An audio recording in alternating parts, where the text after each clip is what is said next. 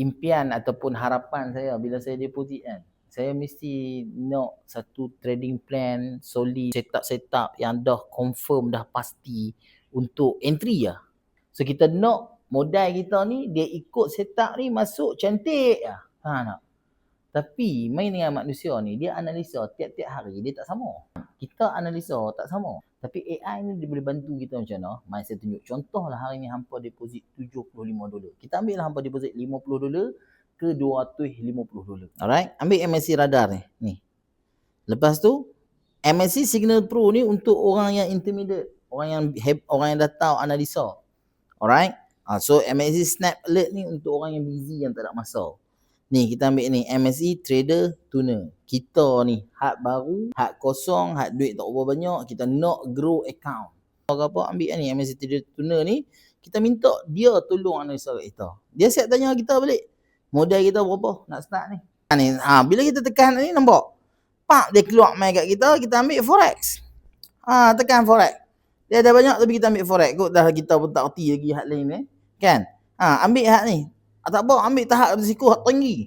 Dah forex dah kita suka risiko tinggi, betul tak? Ambil hak tinggi memang risiko tu. Dia analyse kat kita, dia kata kalau hang nak masuk lah ni, cadangan terbaik masa ketika ni dalam 5 trilion duit hak ada atas muka bumi ni, hang masuk kat NZD USD dengan position buy. Hang masuk buah pending order.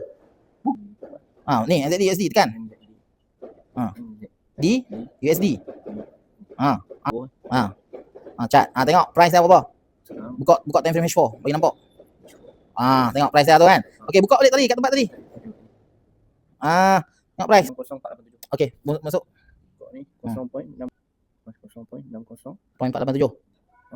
487. Kan insya-Allah. Faham tak tu? Bubuh dah kan pending order kan? Nampak tu tu. Tu, jauh tu. Ramai kan? Tiap. Tinggal pergi jalan bawa jauh. Pasang TP ni, TP. 60 697. 60 697. Modify. Wait, kat. Tengok dia market turun balik betul tu, naik baik betul tu.